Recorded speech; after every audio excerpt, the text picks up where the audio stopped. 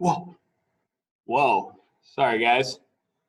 All of a sudden, a cannonball went right over my head. We're at the Shiloh Military Park here, site of one of the Civil War battlefields.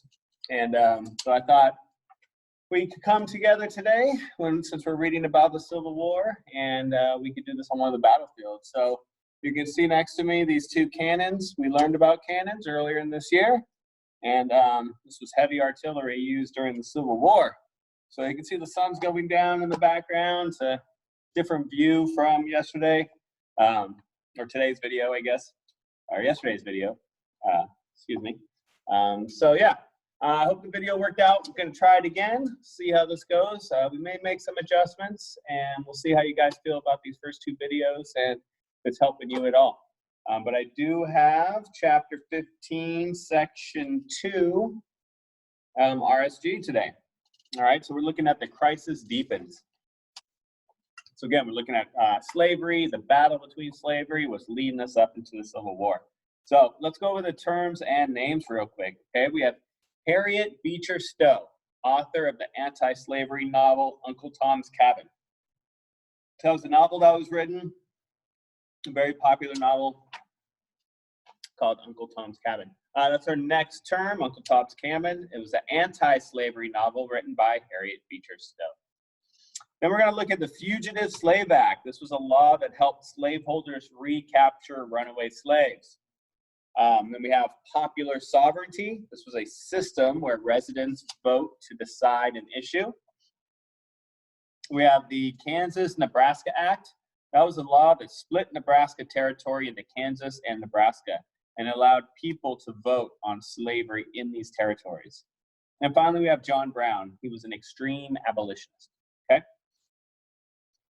So again, I'll pause after each section. I'll have you guys annotate and then write the answer down, and then you can press play again and check to see if your answer was correct. All right?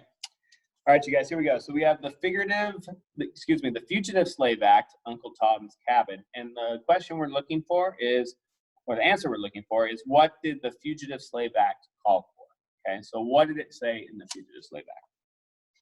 All right, here we go, guys. The 1850 law that helped slaveholders recapture runaway slaves was called the Fugitive Slave Act. People accused of being fugitives could be arrested without a warrant. Fugitives had no right to a jury trial. Instead, a federal official heard the case. The official was paid $5 for releasing the fugitive. He was paid $10 if he turned the fugitive over to a slaveholder. So if he decided that the slave should go free, he got $5. If he decided that the slave should go back to a slaveholder, he got $10. What do you think most of these people are going to say? Exactly. So wasn't exactly too fair. All right, the law also required that Northerners return runaway slaves to their masters. It placed fines on people who helped slaves escape. Southern slave catchers traveled through the North. Sometimes they captured free African Americans. Sometimes they just come across an African American, even if he was just a free man, they would say, no, you're a runaway slave, we're going to take you, and they put him into slavery, even though he had been free. All right, the Fugitive Slave Act upset many Northerners. Northerners could no longer ignore that by supporting the Fugitive Slave Act, they played a role in supporting slavery. In 1852, Harriet Beecher Stowe published the novel Uncle Tom's Cabin. The novel dealt with the moral issue of slavery. It described slavery as cruel and immoral. The book was popular in the North, but white Southerners believed it falsely criticized the South and slavery. So what did the Fugitive Slave Act call for? Go ahead and pause it now, annotate and answer the question.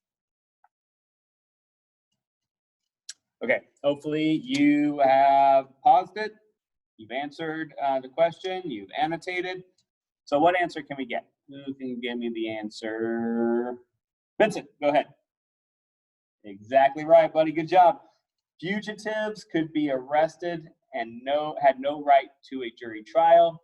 Also, Northerners had to return runaway slaves or be fined. Very good. And so we're looking right down here, you guys, where we're going to annotate. All right, let's continue on to the next page, the next section, the Kansas-Nebraska Act. So we're looking for how was the issue of slavery to be decided in Nebraska and Kansas? How are they going to decide? So in 1854, Senator Stephen A. Douglas proposed a bill that would divide the Nebraska Territory into two territories, Nebraska and Kansas. He suggested the decision to allow slavery in these territories should be decided by popular sovereignty. This is a system where the residents vote to decide an issue. Popular sovereignty would allow slavery in areas where it had been banned by the Missouri Compromise. Southerners supported the bill for this reason, but the bill angered opponents of slavery. Even so, the bill passed, and the bill became known as the Kansas-Nebraska Act. And so go ahead and pause it, annotate, and answer the question. All right, let's see what you guys came up with. So how was the issue of slavery to be decided in Kansas and Nebraska? Gabriella, go ahead and tell us. Very good. It was to be decided through popular sovereignty. Excellent. And we're annotating that right here, you guys. Okay. Excellent. All right, let's move on. Bleeding Kansas. So why did violence break out in Kansas in 1855? So what happened here? So Bleeding Kansas. Pro-slavery and anti-slavery people rushed into Kansas. Each side wanted to have enough people to win the vote on slavery. 5,000 Missourians came and voted in the election illegally. The Kansas legislature was packed with pro-slavery representatives. Anti-slavery settlers boycotted the official government and formed one of their own. Settlers on both sides armed themselves. In May 1855, a pro-slavery mob attacked the town of Lawrence, Kansas. They destroyed the offices and houses of the governor of the anti-slavery government. This attack is known as the Sack of Lawrence. John Brown, an extreme abolitionist, entered the scene at this point. He wanted revenge for the Sack of Lawrence. He and 7 other men came into Kansas and murdered 5 pro-slavery people. This attack became known as the Pottawatomie Massacre. As news of the violence spread, a small war broke out in Kansas, and it lasted for 3 years. The area came to be called Bleeding Kansas. Okay, again, go ahead and pause, write your answers, and annotate.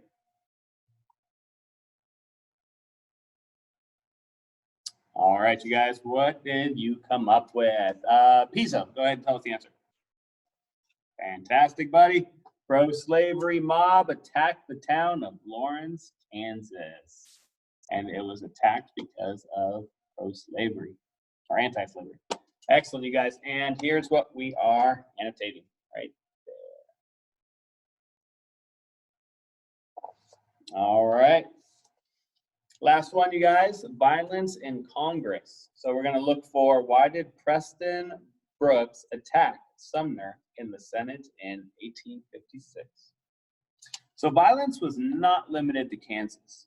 It also spread to the nation's capital. In May 1856, Senator Charles Sumner of Massachusetts delivered a speech against the pro-slavery forces in Kansas. During the speech, Sumner insulted Senator A.P. Butler from South Carolina. The speech offended Preston Brooks, a relative of Butler. Brooks came to the defense of Butler and the South. He attacked Sumner with a cane as Sumner sat at his desk. Many Southerners cheered Brooks's defense of the South. Most Northerners were upset at the violence in the Senate. Bleeding Kansas and Bleeding Sumner became anti-slavery rallying cries. They also became slogans for the new Republican Party. All right, go ahead and pause it one last time. Go ahead and write your answers and annotate. All right, who can give us the answer for why did Preston Brooks attack Sumner in the Senate in 1856? AJ. That's right, buddy, good job. Brooks attacked Sumner because Sumner insulted pro-slavery forces and Brooks's relative. So he beat him at his desk with a cane. All right, you guys, excellent job again today. Don't forget, you can always go onto YouTube. Some of those videos we watch, there's some Civil War ones. You can check those out and kind of get a little bit more information. You can also be looking at your social studies textbook. That's going to give you kind of more details than is provided in the RSGs. But great job today. Again, let me know how this format is working. Let me know how yesterday's video was, today's video, what you like, what you don't like, if it's working out. Leave your comments below. Make sure to smash up those likes and have a great rest of your day, you guys. Bye.